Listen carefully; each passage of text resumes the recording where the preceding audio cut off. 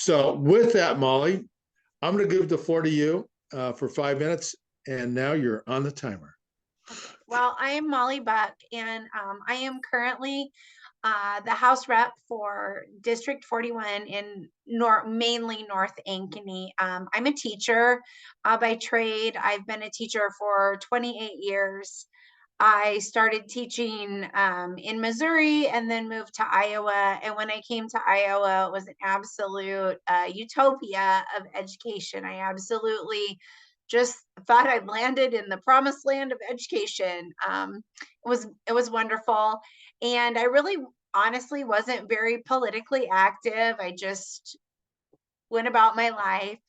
And in 2017, I became in 2016, actually, I became the president of the teachers union here in Ankeny. And then, in 2017, the legislature gutted collective bargaining. They slashed our rights to bargain collectively. And I was up at the Capitol that night. And I think it was then that my political part of my brain got really turned on. I was like, what is going on? What is happening?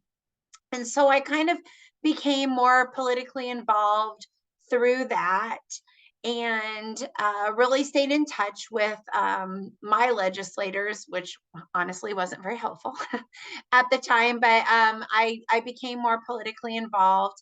In 2020, I was diagnosed with cancer, and fought a battle with colorectal cancer for about a year and a half, have overcome that. But at the end of that battle, really found myself wondering, and I guess I should say, because I did survive and a lot of people that I had met in my journey didn't survive, I really came out of that journey thinking, what can I give back? Like, why did I survive? What other people don't? What can I give back? And I really decided that this was something that maybe I could give back, that running for political office and fighting for things that I truly believed in was maybe a way that I could give back to Iowa, to Ankeny, to my profession especially.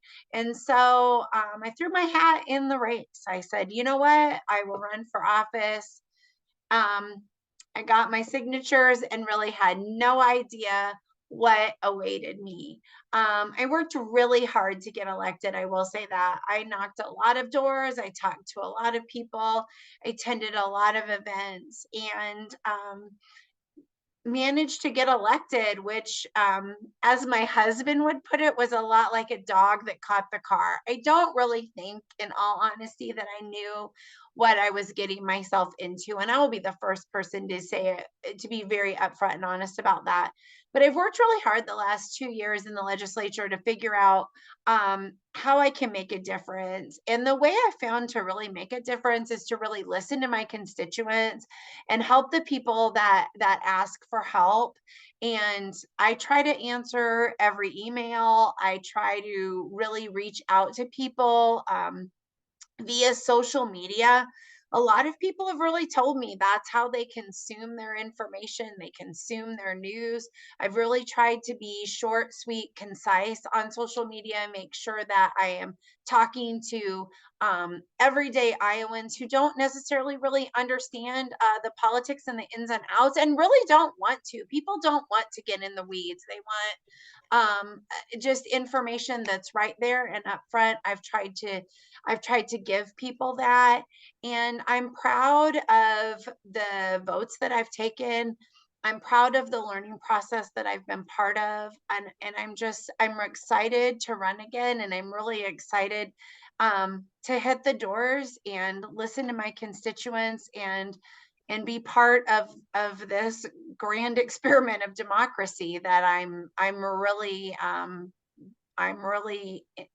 just fully into making sure that we preserve. So I still teach. I would like people to know that, I guess. I still teach on Monday mornings, and I still teach all day on Fridays. So I really do have two jobs right now. I'm involved in the legislature and I'm also teaching part-time. And so I maintain my ties with my community. I maintain ties with my students, and I'm really proud of the work that I've done in the Iowa legislature. So that's a little bit about me.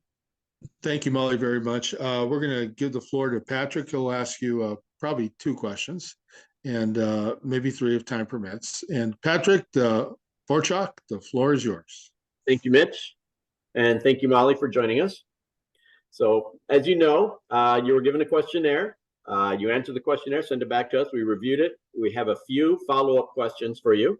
So the first question is on education. So question 2 of the education section asked if public post-secondary education, including trade schools, should be free to students and what limitations, if any, you would apply.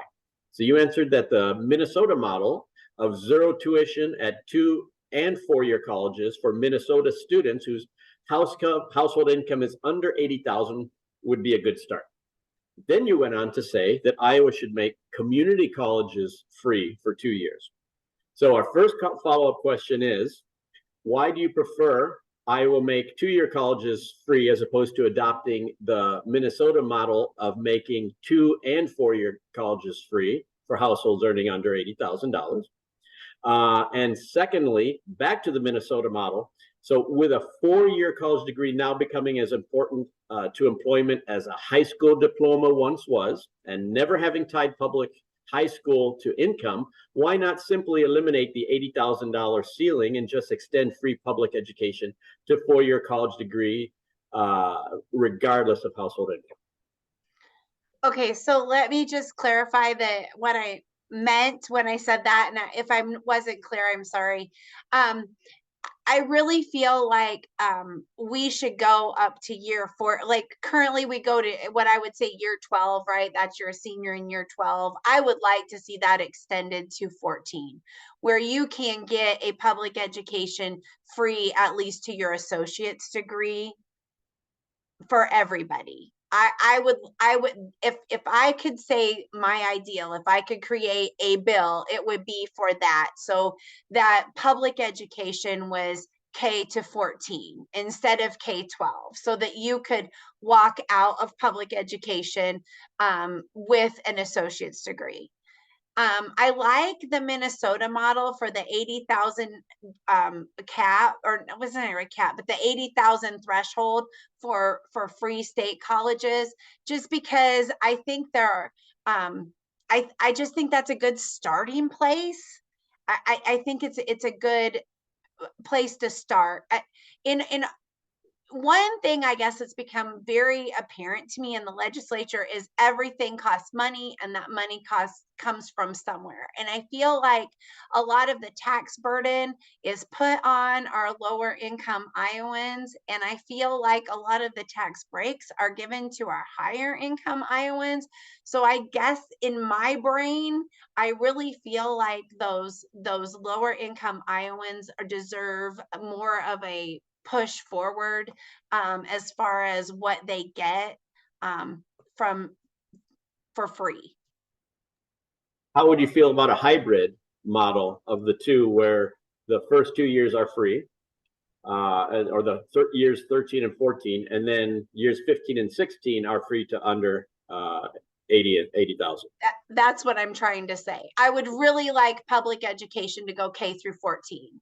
Actually, that's a lie. I would like public education to go pre-K through 14.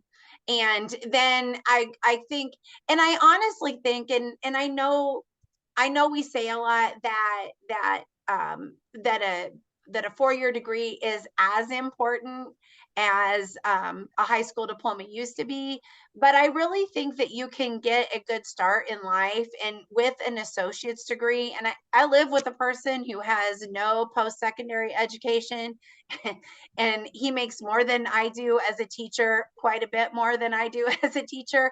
And so and he works in the trades. And so I don't necessarily think that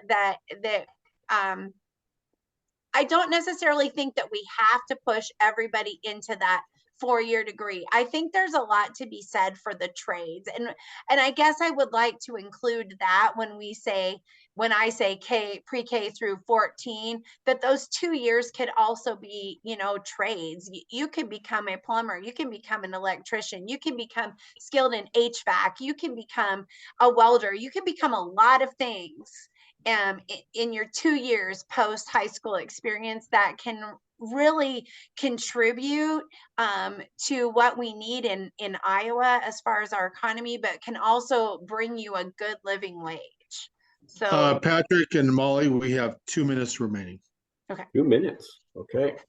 All right. Well, let's move on. I think you provided a great segue when you said your husband makes more money than you as a teacher for our next question. So it's a question 1B asked if the governor's proposed $50,000 a year starting salary for Iowa teachers is sufficient, and if not, what do you believe the starting salary should be? In your answer, you stated that $50,000 is sufficient to live, but not to live well, and not on one's own. You went on to say that it's not sufficient to overcome the disrespect teachers deal with from our state house, nor to pay off student loans. So please now provide what you believe the minimum starting salary for teachers should be in Iowa to overcome all of those things that you highlighted. You can't outpay disrespect. You can try to outpay disrespect, but it's been really hard to be out here in the trenches and it's really been hard to be at the state house and be in the trenches and have people say to me that I'm a groomer, and have people say to me that I'm sinister, and have people say to me that I have an agenda, a left-wing agenda. I don't really know. You could pay teachers a hell of a lot of money and they're just going to continue to walk out of the profession unless you give them a seat at the table and accept that most teachers are not going into this profession for any of those things. And I will be the first person to tell you that trying to live on your own in most communities in Iowa for $50,000 a year is dismal. It's not there's not a huge boost to that, and especially when you're trying to pay off a student loan. And I guess I would say, if you're going to start anywhere, if you're going to if you want me to make me give you a hard number, I would say at the very minimum you need to start where we're putting those 12-year teachers in Iowa, which is at 60,000. I mean, teachers are spending a lot of time in college. We're spending a lot of time after school. We're spending time in the summers getting post-secondary degrees. We're spending a lot of time in the summer getting training. And I just think that it's time that we start paying teachers what they're worth. But I will say it time and time again, it is really hard to outpay the amount of disrespect coming at us from the state house. Molly and Patrick, our time is up.